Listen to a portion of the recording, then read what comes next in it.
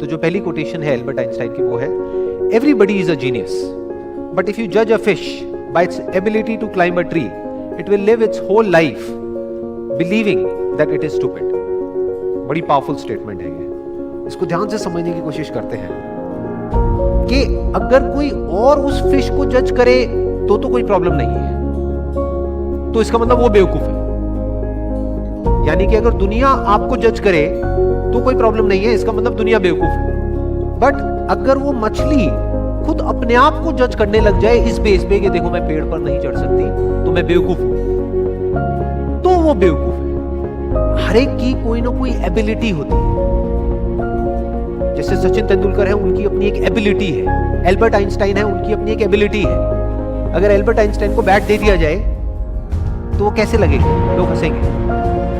या अकाउंट्स में डाल दिया जाता तो क्या होगा, जबरदस्ती उनको चार्टर्ड अकाउंटेंट बना दिया जाता तो क्या होगा। क्या वो कभी भी ऐसा कुछ अचीव कर पाते जो उन्होंने अचीव किया? No doubt he was a genius, but वो जीनियस क्यों थे? क्योंकि उन्होंने वही किया जो उनकी नेचुरल इंक्लिनेशन थी। जैसे कि एक मछली है, अगर उसको बोला जाए कि पानी में तैरो तो वो पानी में बहुत तरीके से तैर सकती है। ऐसा कुछ कर सकती है कि जो देखने वाले हैं दे विल बी मेस्मराइज, वो कहेंगे कि यार ये कैसे हो सकता है। जिसको पानी के अंदर तैरना नहीं आता है तो वो उसको देखेगा मछली को, तो वो क्या कहेगा, ये मछली जीनियस है। तो इस तरह से पहले हमको समझना पड़ेगा कि हमारा पर्सनालिटी टाइप क्या है, और जब हम अच्छे तरीके से समझ जाएंगे और फिर एक्ट करेंगे, then sky is the limit. फिर सबके अंदर एक जीनियस है, फिर सब जीनियस है। Next quote is, education is not the learning of facts but the training of the mind to think. क्यों कहा जा रहा है ये? देखो क्या कमाल की बात इन्होंने कही है। बल्कि जिस वक्त इन्होंने कही थी उस वक्त कंप्यूटर्स इतने ज्यादा डेवलप नहीं हुए थे, इंटरनेट इतना ज्यादा पेनिट्रेट नहीं हुआ, फिर भी वो देख पा रहे थे कि फ्यूचर में क्या होने वाला है। उसके बेस पर ये स्टेटमेंट उन्होंने दी। क्यों एजुकेशन में लर्निंग ऑफ फैक्ट्स इंपॉर्टेंट नहीं है? क्योंकि आज की डेट में अगर बात करी जाए तो जो फैक्ट्स है या जो नॉलेज है वो तो एक क्लिक ऑफ बटन पे अवेलेबल है। मतलब अगर एजुकेशन का मतलब यही है कि स्कूल जाओ, कॉलेज जाओ और जो बुक्स में लिखा है उसको रट लो और अपने यहाँ पर फीड कर लो, तो इसकी जरूरत क्या है? वो तो ऑलरेडी मोबाइल में है। जो बुक्स में लिखा है अगर उसको आपने रट भी लिया और यहाँ पर फीड भी कर दिया, तो अगर उसको रिट्रीव करना है तो कैसे करो? अपने आप से एक क्वेश्चन पूछना पड़ेगा, तभी तो वो याद आएगा और आप बोल दोगे। बट यही काम अब अगर क्वेश्चन पूछ करके ही आंसर आना है तो वो क्वेश्चन तो आप यहां पर भी पूछ सकते हो मोबाइल में। आप इससे पूछोगे, हाँ भैया बताओ ये क्या है, वो क्या है, इस क्वेश्चन का आंसर क्या है, तो ये मोबाइल ही दे देगा ना आपको आंसर। और जितनी मेमोरी इसके अंदर फीडेड है, जितनी नॉलेज एक मोबाइल के अंदर फीडेड है, जितनी नॉलेज गूगल में फीडेड है, क्या उतनी नॉलेज हम अपनी ब्रेन में फीड कर सकते हैं? तो हमारी ब्रेन, अगर हम एजुकेशन को सिर्फ इतना ही समझते हैं कि एजुकेशन का मतलब कि फैक्ट्स को यहां पर फीड कर दिया जाए, तो हमारी ब्रेन इससे बहुत पीछे ही रहेगी, चाहे हम जितना मर्जी डेवलप कर लें। तो वो एजुकेशन किसी काम की नहीं है। तो व्हाट इज रियल एजुकेशन, ये समझना बहुत जरूरी है। क्योंकि अगर हम इसको नहीं समझते तो हम ऐसे लोग अपने एजुकेशन सिस्टम से निकालेंगे जिनके अंदर फीडेड तो बहुत कुछ होगा, बट उनको यही नहीं पता होगा कि सोचते कैसे हैं। यहां पर दो बातें करी जा रही है। एक है education is not the learning of facts. Number one, learning of facts important क्यों नहीं है? Education is not the learning of facts. Why learning of facts is not that important? Because all the facts, all the knowledge, all the information is already available on the internet. अगर उसको यहीं पे store करने का नाम education है तो ये तो किसी काम की नहीं है। वो तो ऑलरेडी स्टोर्ड है आपके मोबाइल में। जब यहां पे स्टोर्ड है तो यहां पर क्यों स्टोर कर रहे हो दोबारा से? As simple as that, number one. Number two, but the training of the mind to think, कि बच्चों को ये सिखाया जाए कि सोचते कैसे हैं और सोचना क्यों जरूरी है। क्योंकि लाइफ में जो भी प्रॉब्लम्स है, जैसी भी प्रॉब्लम्स है, उसका सॉल्यूशन कैसे निकलता है? सोच करके निकलता है। मेमोरी से नहीं निकलता है, गूगल से नहीं निकलता है, फैक्ट से नहीं निकलता है, नॉलेज से नहीं निकलता है। उस नॉलेज को यूज कैसे करना है उससे निकलता है। अगर मेमोरी से या बुक्स से सॉल्यूशन निकलता तब तो कोई प्रॉब्लम ही नहीं थी। किसी को पैसा कमाना है, इतनी सारी बुक्स हैं, पढ़ लो, निकल गया सॉल्यूशन। उससे नहीं निकलता है। इंफॉर्मेशन से सॉल्यूशन नहीं निकलता है। उस इंफॉर्मेशन को यूज किस तरीके से करना है उससे सॉल्यूशन निकलता है। जिस सवाल का जवाब गूगल नहीं दे सकता है, उस सवाल का जवाब अगर आप दे सको, सोच करके उस प्रॉब्लम का भी सॉल्यूशन निकाल सको कि गूगल नहीं निकाल सकता है, तो कहेंगे कि आप इंटेलिजेंट हो। ये इंटेलिजेंस डेवलप करने का काम होना चाहिए education system. This is real education.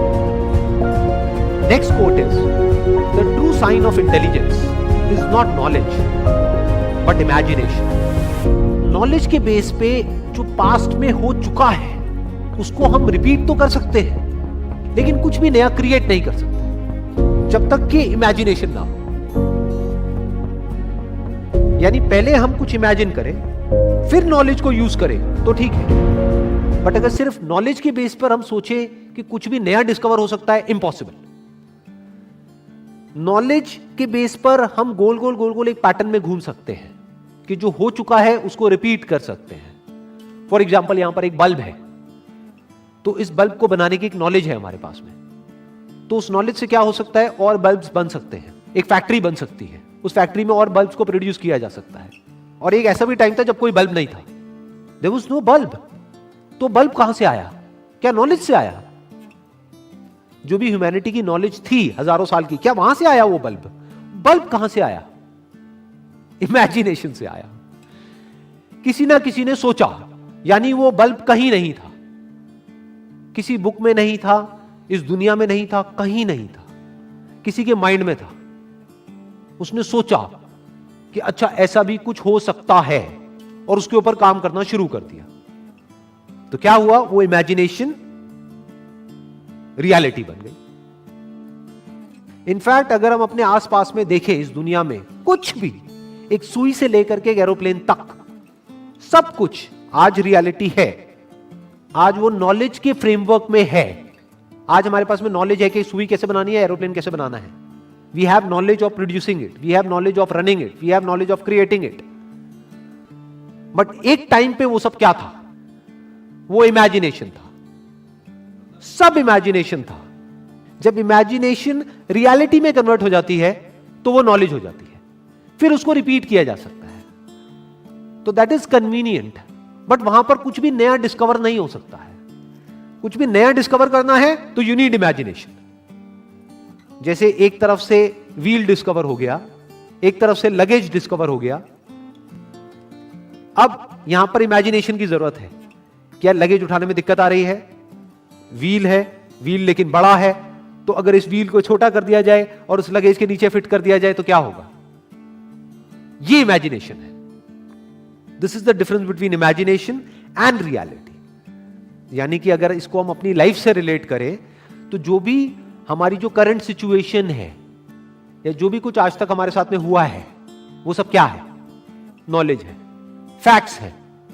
हो सकता है वो फैक्ट्स या जो हमारी रियलिटी है वो ये कह रही है कि हम लाइफ में कुछ कर ही नहीं सकते, बट इमेजिनेशन यहां पर क्या कर सकती है?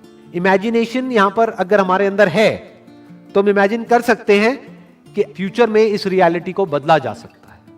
हम अपने लिए एक नया फ्यूचर इमेजिन कर सकते हैं based upon the resources that we have, based upon the knowledge that we have. उस नॉलेज को, उस इंफॉर्मेशन को, उन रिसोर्सेज को यूज करके हम अपनी इमेजिनेशन को सच कर सकते हैं। तो इसलिए कहा जा रहा है कि इमेजिनेशन इज रियल इंटेलिजेंस, क्योंकि नॉलेज को तो एक रोबोट भी रिपीट कर सकता है। तो रोबोट को हम आर्टिफिशियल इंटेलिजेंस तो कह सकते हैं, रियल इंटेलिजेंस नहीं कह सकते। यानी कि कोई प्रोडक्ट है वो बनाना है, तो वो तो मशीन्स भी क्रिएट कर सकती है और करती ही है, एक रोबोट भी बना सकता है। लेकिन कुछ ऐसा है जो रोबोट नहीं कर सकता, जो हम ही कर सकते हैं। That is real intelligence, that is human intelligence. तो ये कुछ कोटेशंस थी एल्बर्ट आइंस्टाइन की, जिसको आज हमने डीपली समझने की कोशिश करी है।